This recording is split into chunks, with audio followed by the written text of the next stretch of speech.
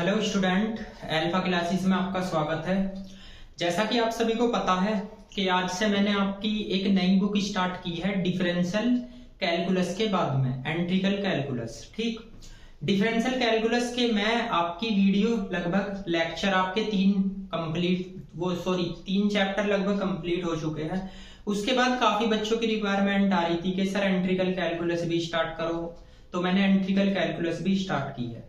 इससे पहले मैंने इंट्रोडक्शन वीडियो बनाई थी एंट्रिकल कैलकुलस पे, तो जिसने मेरी वो वीडियो नहीं देखी तो प्लीज आप उसको देख लो, क्योंकि उस वीडियो को देखने के बाद ही आपको सिलेबस के बारे में जानकारी होगी और ये भी पता चलेगा कि इस चैप्टर में से जो है ना, ये जो आपका चैप्टर है वेक्टर का, इसमें कितना इंपॉर्टेंट है या हर एक चैप्टर का इंपॉर्टेंट पोर्शन क्या है। ठीक, और बच्चों की ये भी रिक्वायरमेंट थी कि सर वेक्टर पहले पढ़ाइए। मैंने इंट्रोडक्शन वीडियो में आपसे एक बात बताई थी कि जो वेक्टर का पोर्शन है वो आपका फिजिक्स में भी आएगा, जो आपकी फर्स्ट सेम की फिजिक्स है। तो आज से जो मैं ये एंट्रिकल कैलकुलस स्टार्ट कर रहा हूँ, इसका लेक्चर नंबर फर्स्ट, वो मैं आपका वेक्टर से स्टार्ट कर रहा हूँ। क्योंकि मुझे वेक्टर से इसलिए स्टार्ट करना पड़ रहा है क्योंकि बच्चों की काफी रिक्वायरमेंट ये थी कि सर आप सबसे पहले वेक्टर पढ़ाइए, उसके बाद आप एंट्रिकेशन वाला पोर्शन पढ़ाओगे। ठीक है ना, तो चलो वेक्टर पढ़ाने के दो बेनिफिट है। एक तो मैथ्स भी आपका कंप्लीट हो जाएगा और इस सेमेस्टर की जो फिजिक्स है, फर्स्ट फिजिक्स जो मैथमेटिकल पे बेस है, वे भी आपकी कंप्लीट हो जाएगी। ठीक, बुक में जो है ना ये चैप्टर आपके पेज नंबर V1 पे दे रखा है, चैप्टर नंबर फर्स्ट है वेक्टर का। ये लगभग आपकी यूनिट नंबर 4 है इस बुक के अंदर। ठीक, चैप्टर नंबर फर्स्ट है। इस चैप्टर को स्टार्ट करने से पहले मैं कुछ बात बता देना चाहता हूं आपको। देखो, ये जो चैप्टर है वेक्टर का या इससे आगे के जो चैप्टर है सारे के सारे, वे थोड़े अलग है। आपने 12th क्लास में वेक्टर का जो पोर्शन पढ़ा है वो आपकी बात थी 12th तक की, ये है आपकी डिग्री। तो एक चीज याद रखना, इसमें आपको कभी भी लिख के नहीं देगा कि कौन सा वेक्टर है या कौन सा स्केलर है, और ये भी नहीं कि वेक्टर के ऊपर बार लगा के देगा। ठीक, तो एक चीज मैं आपको बता दूं कि इस बुक में आपके कुछ वर्ड्स तो ऐसे हैं जो बिल्कुल लाइट बन रहे हैं और कुछ वर्ड्स ऐसे हैं जो बिल्कुल डार्क बन रहे हैं। ठीक है ना, आप बुक में देख भी रहे होगे, कुछ वर्ड्स ऐसे लिख रहे हैं AB जो डार्क लिख रहे हैं और कुछ ऐसे लिख रहे हैं जो लाइट लिख रहे हैं। तो मैं आपको एक बात बता दूं, जितने सारे डार्क लिख रहे हैं, ठीक है ना, वे तो सारे के सारे वेक्टर है इस बुक के अंदर, और जितने सारे लाइट लिख रहे हैं यानी हल्के, वे सारे के सारे क्या है, स्केलर।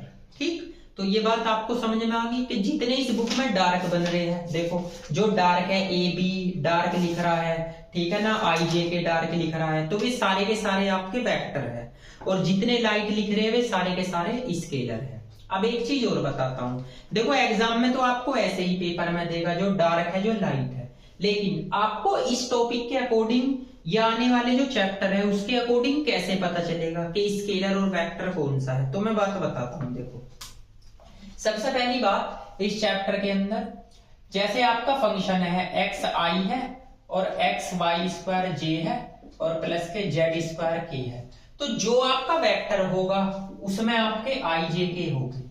ठीक है ना, तो जिसमें i, j और k होगा वो तो क्या होगा, वेक्टर, और जी जिसमें IJK नहीं होंगे, ठीक है ना, वो क्या होगा आपका, वो होगा जी स्केलर। ये बात आप दो ध्यान रखना इस चैप्टर के अंदर, इन दोनों बातों से ही आपको पता चल जाएगा। ठीक, तो जिसमें आपके IJK आ रहे होंगे वो तो क्या होगा, आपका वेक्टर होगा, और जिसमें IJK नहीं होंगे वो आपका स्केलर होगा।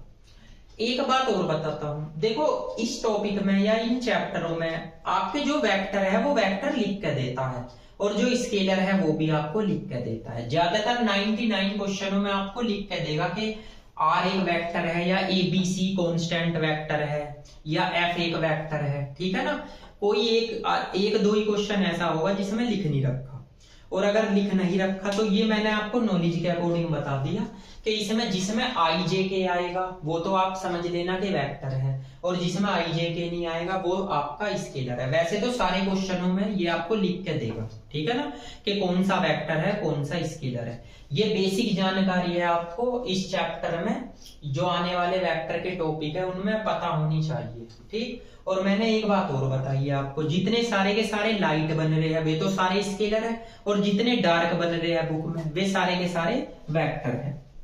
ठीक है। देखो डिग्री में कुछ हिसाब थोड़ा चेंज होता है, ऐसे चेंज होता है कि आपको ये नहीं छोटी छोटी बात लिख के देगा कि आई के आई वेक्टर बन गया, यहाँ से वेक्टर बना दिया, एक्स आई आ गया जी, इस पे कैप लगा दिया, वाई जे आ गया जी, इस पे कैप लगा दिया, जेड के आ गया, इस पे कैप। आप इन पे तो लगा सकते हो अपने अकॉर्डिंग, लेकिन आपको लगा के नहीं देगा बुक में, ठीक है ना।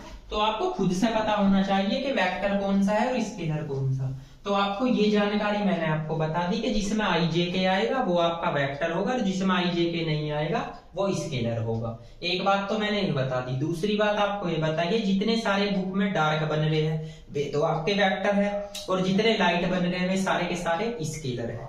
और तीसरी बात आपको ये बताइए कि एग्जाम में आपको क्वेश्चन में लिख के देता है, इसमें भी एक्सरसाइज में क्वेश्चन में लिख के देगा कि एबीसी कांस्टेंट वेक्टर है या आर एक वेक्टर है, तो आपको कंफ्यूज होने की जरूरत नहीं। ये बात जो है ना मैंने केवल बेसिक जानकारी के लिए बताई, ठीक। अब ये जो चैप्टर नंबर फर्स्ट है, इसमें आपको जो इंट्रोडक्शन बताना है वेक्टर का, कि वेक्टर होता क्या है, उसके बारे में ही इसमें डिस्कस करनी है, ठीक। तो ये चैप्टर ज्यादा लेंथी तो है नहीं, इसमें एक एक्सरसाइज दे रखी, इसमें क्रॉस प्रोडक्ट के सवाल, डॉट प्रोडक्ट के सवाल, ये सब टॉपिक के क्वेश्चन इसमें दे रखे हैं। वैसे ये चैप्टर जो है ना, इसमें से एक दो क्वेश्चन आ जाता है, इसीलिए मैं इस चैप्टर में सबसे पहले तो इसकी प्रॉपर्टी लिखवाता हूँ, जितनी सारी इसमें कंबाइंड प्रॉपर्टी है, और उसके बाद में मैं इसका मेथड बताता हूँ। देखो चैप्टर नंबर फर्स्ट है आपका, सबसे पहली इसमें प्रॉपर्टी है। देखो फर्स्ट तो ये और ये आप लिख लेना। देखो कुछ इसमें प्रॉपर्टी बताता हूं, ए नंबर की प्रॉपर्टी में बताता हूं। जैसे आपका डी अपॉन डी टी है, आपके पास ए प्लस बी आ रहा है, आपको इनका डेरिवेटिव करना है, ये भी आपके वेक्टर है, तो आप D A upon D T और प्लस के D B upon D T, ठीक है ना। एक तो ये प्रॉपर्टी है। सेकंड नंबर की आपको D A upon D T निकालना है, किसका, ए डॉट बी का। तो इसमें यही लगता है फर्स्ट एज इट इज और सेकंड का डेरिवेटिव, और फर्स्ट का डेरिवेटिव, ठीक है ना, और सेकंड एज इट इज, ठीक। इसमें सीक्वेंस वाइज चलते हैं, first as it is, second का डेरिवेटिव, फिर फर्स्ट का derivative, second as it is. इसके बाद सी नंबर की डी अपॉन डी टी, अगर आपके पास क्रॉस प्रोडक्ट हो तो क्रॉस प्रोडक्ट में भी ऐसे ही है, first as it is, second का डेरिवेटिव, फर्स्ट का डेरिवेटिव और सेकंड एज इट इज, ठीक है ना। इसके बाद है आपकी डी नंबर की प्रॉपर्टी। जो डी नंबर की प्रॉपर्टी है आपकी, ये आपकी है डी अपॉन डी टी। अगर आपके पास में के ए आ रहा है, के आपका स्केलर है, तो आप इसे ऐसे ही करोगे, फर्स्ट एज इट इज इसका डेरिवेटिव और प्लस के डी के अपॉन डी टी और इनटू ए, ठीक। ये आपका स्केलर है, ये आपका वेक्टर है। इसके बाद में ई वाली प्रॉपर्टी में देख लीजिए, अगर आपके पास में तीन आ रहे हैं, यानी ए बी सी, तीन वेक्टर दे रखे हैं, तो इसमें आप फर्स्ट का डेरिवेटिव करो, सेकंड एज इट इज और थर्ड एज इट इज, फिर सेकंड का डेरिवेटिव करो, फर्स्ट और थर्ड एज इट इज, फिर थर्ड का डेरिवेटिव करो, ठीक है ना। ऐसे सीक्वेंस वाइज, पहले इसका डेरिवेटिव, ये दोनों एज इट इज, फिर इसका, ये दोनों एज इट इज, फिर इसका, ये दोनों एज इट इज। इसके बाद एफ देख लीजिए, ऐसे ही आपकी क्रॉस प्रोडक्ट की है, यानी आप A cross B cross C ऐसे करने लगो, तो पहले तो इसका डेरिवेटिव, ये as it is B cross C, फिर A cross D B upon D T cross C. इसके बाद यहां लिख रहा हूं A cross B cross D C upon D T, ठीक है।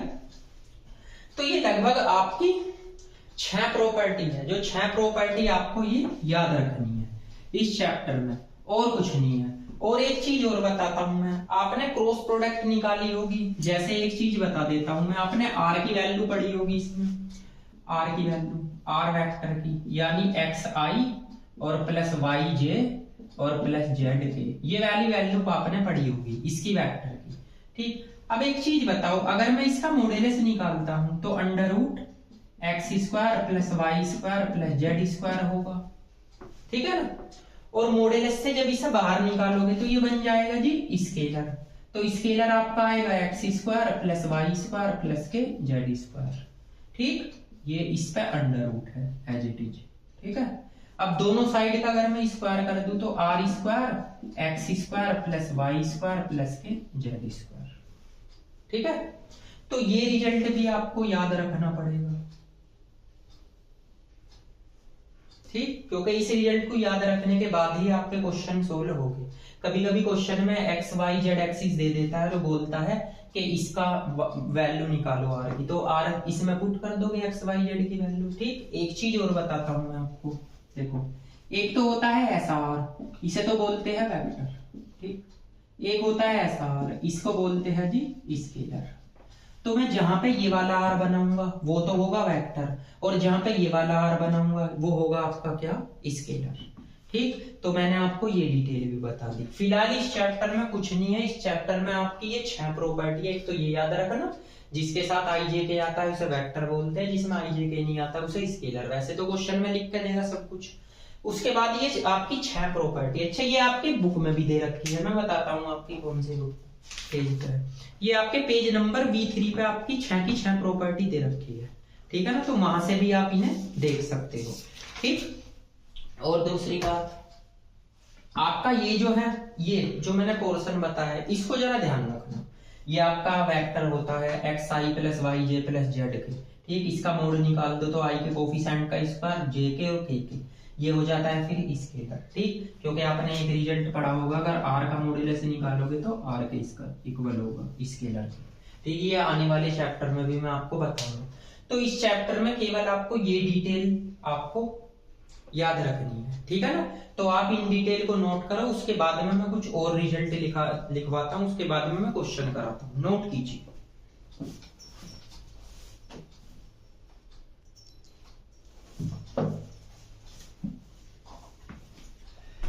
देखिए, अब इससे आगे के रिजल्ट बताता हूं मैं। देखो, एक आप ये चीज ध्यान रखना कि आपको मैंने आर की वैल्यू बताई है x I plus Y J और प्लस के जेड के, ये वैल्यू बताई है। इस पे इन पे आप कैप भी लगा सकते हो, उस पर भी कैप लगा सकते हो। ठीक है, अब एक चीज और बताओ, आपने एक पढ़ा होगा unit normal vector, unit normal vector. इसका फॉर्मूला होता है r cap equal to r upon r का मॉड्यूलस।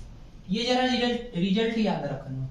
ठीक है, एक अगला रिजल्ट ये होता है, जैसे आपको आर की वैल्यू दे रखी है x I plus Y J और प्लस के जेड के, ये वैल्यू आपको दे रखी है। अगर आप इसका एक बार डेरिवेटिव करते हो D R upon D T, तो ये होगा D x upon D T, ये हो गया जी I, plus D Y upon D T, ये हो गया आपका जे, और D Z upon D T, ये हो गया आपका के। ठीक, तो जब एक बार डेरिवेटिव करोगे तो ये आपका किस में चेंज हो जाएगा, v में, d x upon D t i plus D Y upon D T, ये होगा j, और ये d Z upon D T, ये हो जाएगा k। तो एक बार डेरिवेटिव करने का मतलब है, इसे क्या बोल लेंगे आप, वेलोसिटी। ठीक है ना, तो अगर आपको वेलोसिटी निकालनी हो यानी वेग निकालना हो, तो आप किसी भी टर्म का या किसी भी वेक्टर का एक बार डेरिवेटिव कर दोगे। ठीक है ना, और वेक्टर आपको क्वेश्चन में गिवन देगा। ठीक, तो ये आती है वेलोसिटी की बात। अब एक चीज और बताता हूं, एक होता है आपका क्या, एक्सीलेशन।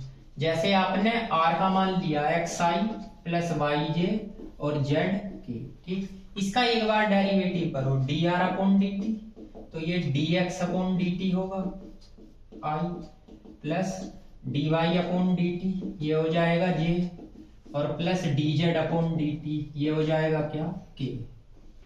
आप इसका एक बार और डेरिवेटिव कर दो, तो D square R upon D T square, ये क्या हो जाएगा, डी स्क्वायर एक्स और डी टी स्क्वायर, यहाँ पे आ गया I, plus D square Y D T square, ये हो गया आपका जे, और यहाँ पे D square Z D T square, ये हो गया के। तो ये आता है आपका एक्सीलेशन। इसे रिप्रेजेंट किससे करते हैं, ए से, डी स्क्वायर एक्स और D T square I plus D square Y D T square, ये हो गया जे, और यहाँ से D square Z D T square, ये हो गया के। ठीक, तो इसे क्या बोलते हैं जी, एक्सीलेशन।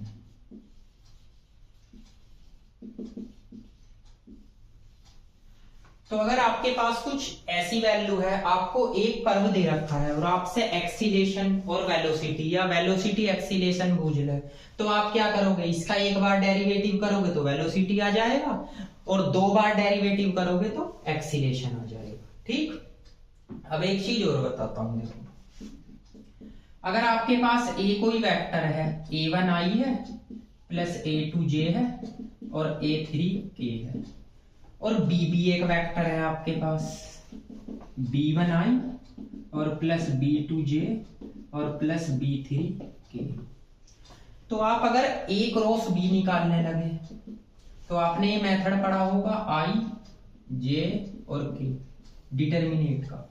i का कोफिशिएंट a1, इसका a2, a3। अब b का देखो, b1, b2 और b3, ये मैं बता देता हूँ। तो इसे सोल्व करोगे i, इसे बंद करोगे, इसकी मल्टीप्लाई इसे में करोगे तो a2 b3 minus b2 a3, ये माइनस के j आएगा। ठीक, इसकी फिर इसमें करोगे a1 b3 minus a3 b1 plus k, फिर क्या करोगे, इसकी इसमें करोगे a1 b2 माइनस के b1 a, तो ये होता है आपका a क्रॉस b। क्या होता है, a क्रॉस b। और कुछ आपने 12th क्लास में आपने ये भी फॉर्मूले पढ़े होंगे। देखो मैं यहां पे लिख दूं, यहां पे आपने ये पढ़ा होगा i डॉट i इसकी वैल्यू 1, j डॉट j इसकी वैल्यू 1, k डॉट k इसकी वैल्यू भी आपकी 1। ठीक, और i क्रॉस i इसकी वैल्यू 0, j क्रॉस j इसकी वैल्यू भी 0 और k क्रॉस k इसकी वैल्यू भी 0।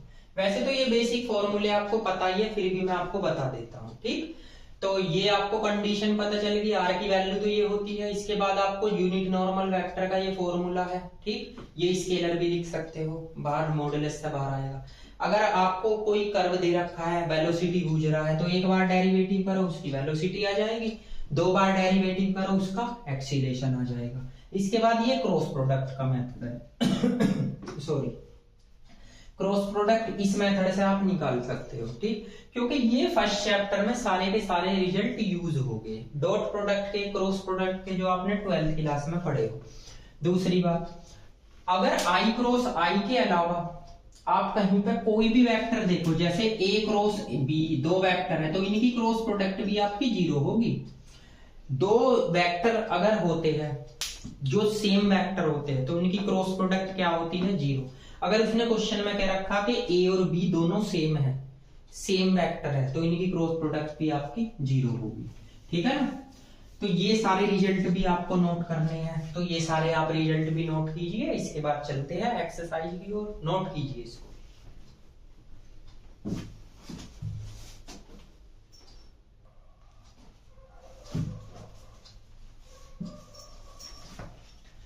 देखो एक्सरसाइज नंबर फर्स्ट है, एक्सरसाइज नंबर फर्स्ट में क्वेश्चन नंबर फर्स्ट है। इस क्वेश्चन नंबर फर्स्ट में आपको पहले ही लैंग्वेज लिख के दे दी है। देखो उसने पहले क्या बोला है, उसने बोला इफ आर क्या है, पोजीशन वेक्टर है। देखो मैंने बताया था कि क्वेश्चन में आपको लिख के देगा जो वेक्टर है या स्केलर है। आर एक पोजीशन वेक्टर है, ठीक, of a moving in point. आगे उसने क्या बोला, एंड जो आर है ये आर मॉडुलस है किसका, आर का, यानी आप इस आर का मॉडुलस निकालते हो तो आर आता है स्केलर, वो बोल देगा कि इस आर का जो मॉडुलस है आपका वो ये आर है। तो आपको सिद्ध क्या करना, सबसे पहले तो आपको सिद्ध करना r dot d are upon D t की value r d are upon D t होती है, ये रिजल्ट। आगे उसने ये बोला है एक रिलेशन और दे रखा, उसने आगे रिलेशन कहा है कि are dot d are upon D T, इसकी वैल्यू 0 दिखानी है और क्रॉस की वैल्यू भी आपको 0 दिखानी है। ये क्वेश्चन है वैसे 3, ठीक। तो सबसे पहले देखो उसने पहले ही बोल दिया कि आर पोजीशन वेक्टर है और इस आर का अगर आप मॉडुलस निकालते हो तो स्केलर आता है, तो आपको सबसे पहले ये सिद्ध करके दिखाना है। तो पहले ये देखो, उसके बाद ये, उसके बाद ये। देखो उसने पहले ही बोला आर का मॉडुलस निकालते हो तो स्केलर आएगा। अगर मैं दोनों साइड का स्क्वायर करता हूं, इसका भी स्क्वायर तो इसका भी होगा, तो इसे ऐसे लिख सकता हूं आर डॉट आर, ठीक है भाई, आर डॉट आर जब भी तो स्केलर होगा। अब ये इक्वेशन फर्स्ट होगी। अब अगर मैं इसमें दोनों साइड dt लगाता हूं, डेरिवेटिव करता हूं, तो इसमें भी आपको dt लगाना पड़ेगा आर स्क्वायर। तो लगाओ, first as it is, second का डेरिवेटिव प्लस फर्स्ट का डेरिवेटिव और सेकंड एज इट इज। अभी बताया फॉर्मूला ए डॉट बी का, इसका करो पहले तो 2r dr अपॉन dt, क्योंकि ये तो स्केलर है। ठीक है, अब एक बात बताओ, dr अपॉन dt है, इसको भी तो plus r dr upon dt लिख सकता हूं, क्योंकि a डॉट b बराबर होता है b डॉट a के। ये as it is 2r dr upon dt। अब इनको ऐड कर दो, एक तो यो है एक यो है, तो 2 dr upon dt equal to होगा 2r dr अपॉन dt। इससे ये कैंसिल हो गया, तो r dot dr upon dt की value r dr upon dt आ गई। ये तो फर्स्ट नंबर का रिजल्ट आ गया। ठीक, अब बात आती है सेकंड नंबर के पे। इसमें तो इसमें हम क्या लेट कर सकते हैं, लेट जो r का मॉड्यूलस है उसे हम लेट कर सकते हैं 0 के इक्वल या कांस्टेंट के इक्वल। ठीक है जी, तो कांस्टेंट के इक्वल लेट कर लो। इसका फॉर्मूला मैंने अभी बताया, r dot r equal to constant मतलब 0 ले सकते हो, ठीक, या कांस्टेंट ले लो, कोई बात नहीं, कांस्टेंट। ठीक है, अब इसका फॉर्मूला अभी बताया ना ये। अब इस पे फिर आप डेरिवेटिव लगाओ, तो जब इसका dt के रेस्पेक्ट में डेरिवेटिव करोगे और इस कांस्टेंट का डेरिवेटिव करोगे तो 0 आएगा भाई, कांस्टेंट। तो इसमें फॉर्मूला लगाओ, first as it is, second का डेरिवेटिव प्लस फर्स्ट का डेरिवेटिव और आपका second as it is equal to 0। अब इसे फिर प्रोसेस यही कर दो, dr अपॉन dt और यो r dr अपॉन dt। ठीक, इसे a डॉट b को b डॉट a लिख सकते हैं, इन दोनों को जोड़ दो, 2 dr upon dt equal to 0 या dr upon dt equal to 0। ये वाला आपका सेकंड नंबर का रिजल्ट आ गया। इसके बाद आपकी क्रॉस प्रोडक्ट कह रहा, आपको मैंने इफ एक फॉर्मूला बताया था, r कैप बराबर r अपॉन r का मॉड्यूलस बताया था, तो इसे हम ऐसे लिख सकते हैं, देखो यहाँ पे कि r कैप यो तो हो गया r, यो आपका स्केलर आ जाएगा मॉड्यूलस से बाहर निकल गए, इसकी मल्टीप्लाई इधर कर दो, r इक्वल टू r और r कैप।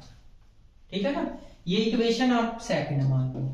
अब इसका डेरिवेटिव करो t के रेस्पेक्ट में, तो dr अपॉन dt, तो इसमें भी आपका क्या लगेगा d अपॉन dt यानी r कैप। इसे जरा सोल्व कर लो, first as it is, second का डेरिवेटिव और प्लस फर्स्ट का डेरिवेटिव और सेकंड आपका एज इट इज।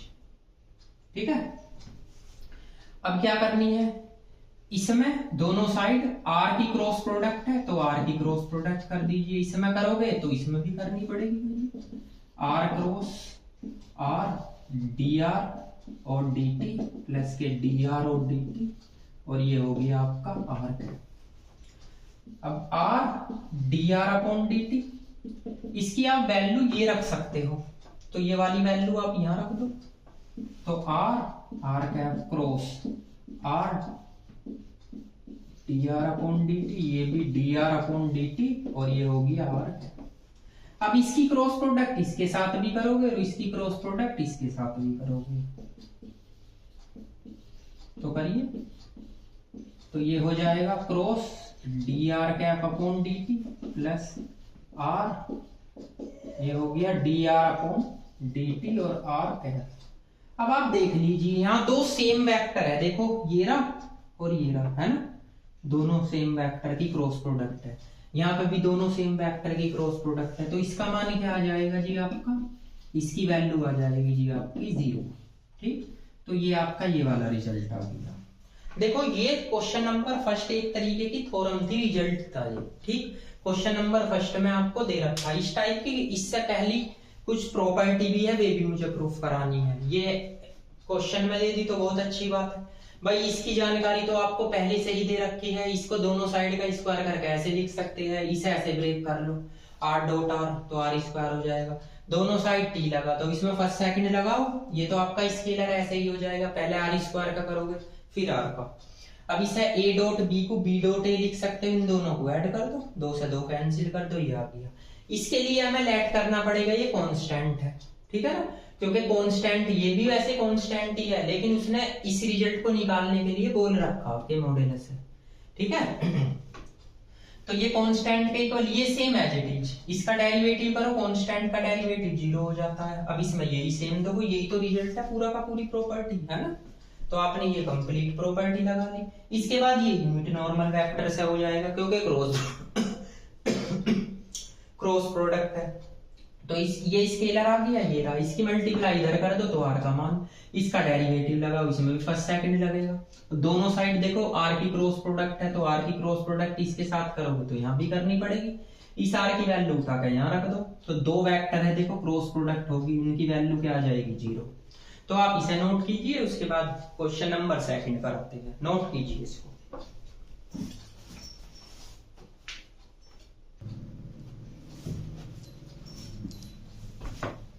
देखिए इस क्वेश्चन में कुछ नहीं है, ये क्वेश्चन नंबर फर्स्ट का सेकंड पार्ट है, अभी जो कराया वही है, बस कंफ्यूज कर रखा है।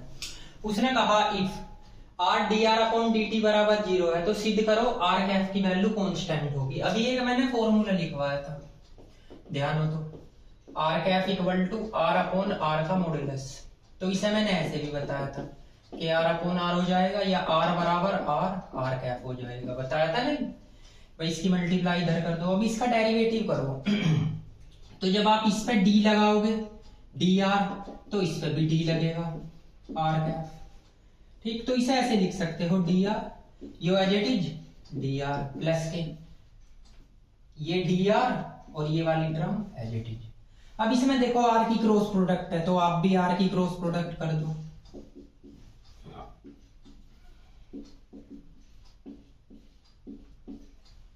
तो ये आर डी आर, इसके साथ इसकी क्रॉस प्रोडक्ट करोगे आर, ये आर कैफ प्लस इसकी वो सॉरी वैल्यू रख दो आर, इसका मान रखिए ये रहा, तो रख दीजिए,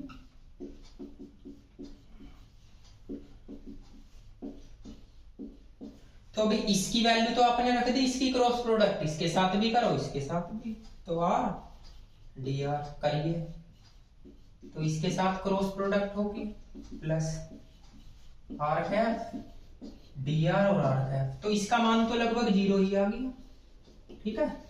तो जब इसका मान 0 है तो आप लिख सकते हो कि आर कैफ का मान क्या होगा, फिर कांस्टेंट ही तो होगा,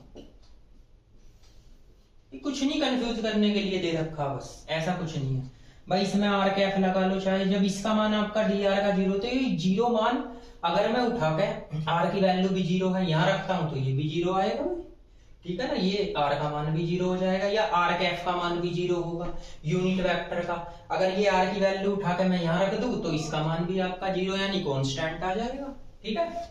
इसी के साथ क्वेश्चन नंबर सेकंड देख लो, सेकंड भी आपका क्वेश्चन इसमें दे रखा है, देखो क्वेश्चन नंबर जो सेकंड है इसने दे रखी है आर की वैल्यू, ये दे रखी है t+1 i plus T square plus t+1 j, ये आई है, प्लस t की power 3 t square plus t+1 a।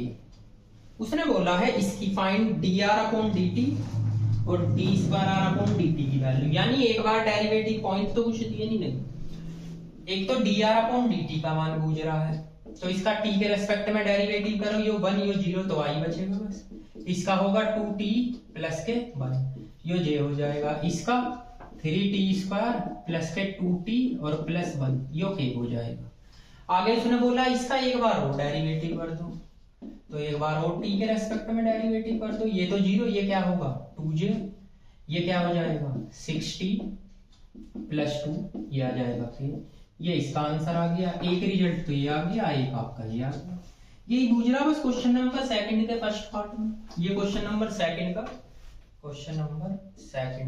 First part, ठीक है। अब इसके बाद आ जाइए इसका एक सेकंड पार्ट से भी दे रखा है, ये भी देख लो, आर की वैल्यू दे रखी T square I plus minus T square जे और ये प्लस के 2t+1 के। उसने बोला एट t बराबर 0 पे आपको वैल्यू निकालनी है, एक तो इसकी dr/dt की, एक निकालनी है डी स्क्वायर और dt स्क्वायर, एक निकालनी dr/dt के मॉड्यूलस की, एक निकालनी है जी डी स्क्वायर आर और dt स्क्वायर के मॉड्यूलस की, इनकी वैल्यू निकालनी। तो देखो सबसे पहले r इक्वल टू दे रखा है आपको टी स्क्वायर आई और माइनस के टी जे और प्लस 2t प्लस 1 के। आप जब dr/dt निकालोगे तो t के रेस्पेक्ट में डेरिवेटिव करोगे 2ti, इसका j आ जाएगा, t का 1, इसका 2k आएगा। एक बार और डेरिवेटिव कर दो डी स्क्वायर आर और डी टी स्क्वायर, तो इसमें करोगे आपका i आ जाएगा, बस i बचेगा। ठीक है, अब उसने कहा एट t बराबर 0, तो t बराबर 0 पे आप dr/dt की वैल्यू क्या आएगी t बराबर 0 पे। तो अगर मैंने 0 यहाँ रखी हो तो सारा 0, तो आपका आएगा एक तो माइनस का j और प्लस के 2k, एक तो ये आंसर होगा। और t बराबर 0 पे डी स्क्वायर आर और डी टी स्क्वायर की वैल्यू क्या आएगी, इसकी तो बस यही आएगी i, एक आपका ये आंसर होगा। अब क्या बोल रहा, देखो मैं यहाँ पे लिख रहा हूं, ठीक। अब बोल रहा है dr/dt के मॉड्यूलस की, तो अंडर रूट, इसमें देखो i के कोफिशिएंट तो नहीं है, 0 लिखो, j के कोफिशिएंट -1 है तो इसका स्क्वायर +1, k का कोफिशिएंट 2 है, इसका वर्ग 4, तो कितना ये आ गया अंडर रूट 5, और इसका डी स्क्वायर और डी टी स्क्वायर यानी एक्सीलेशन का,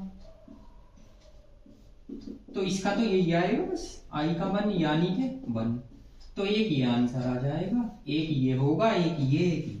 तो देखो इतने सिंपल इजी क्वेश्चन होते हैं, ठीक है ना, यहाँ से इसका सॉल्यूशन है।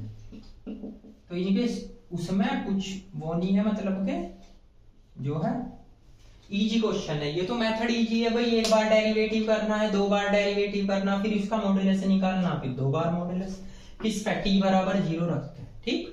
तो ये आपका क्वेश्चन नंबर 2 था, ठीक है ना। तो क्वेश्चन नंबर 2 तक मैंने आपको यहाँ से करा दिया। इसमें लेक्चर को आज यहीं तक रखते हैं, क्योंकि मैंने इसमें आप कुछ प्रॉपर्टी भी बताई थी और स्केलर और वेक्टर के बारे में भी डिस्कस किया था, और आपको इसको दोबारा से रिवाइज भी करना है, मतलब इसमें जो है ना नोट भी करना है, और आपको इसकी सारी डिटेल भी याद करनी है, ठीक है ना।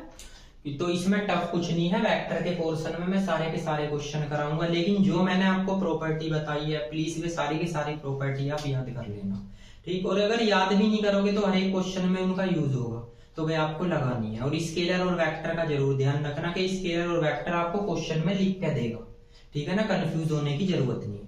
वैसे बेसिक तौर पे आप याद रख सकते हो कि जिसमें आई जे के आता है उसे वेक्टर बोलते हैं, जिसमें आई जे के नहीं आता उसे स्केलर बोलते हैं। और ये जो बुक है कंबाइंड, मैं इसी चैनल पे हर एक चैप्टर का एक एक लेक्चर कंप्लीट इसी चैनल पे कराऊंगा, ठीक है ना। तो इस बात से आप बेफिक्र रहिए, ठीक। तो सेकंड बुक है ये वाली, जैसे फर्स्ट बुक आपकी स्टार्ट हो रही है, चल रही है, ऐसे ही आपकी सेकंड बुक आपकी कंप्लीट होगी। सेकंड बुक थोड़ा जल्दी कंप्लीट हो जाती है, फर्स्ट बुक थोड़ा टाइम लेती है, क्योंकि फर्स्ट बुक में ज्यादा सिलेबस होता है। इसका सिलेबस इतना टफ नहीं होता, फर्स्ट बुक का भी नहीं होता, बस इसमें इंटीग्रेशन का वेक्टर का पोर्शन है, और ये सारा मेथड आपको फिजिक्स में भी पढ़ना है, जो फिजिक्स है आपकी फर्स्ट फिजिक्स, ठीक है ना। तो मिलते हैं नेक्स्ट वीडियो में इससे आगे के क्वेश्चन के साथ। जब तक के लिए चैनल को आप सब्सक्राइब कर लेना एक तो, और ज्यादा से ज्यादा शेयर करें। Thank you.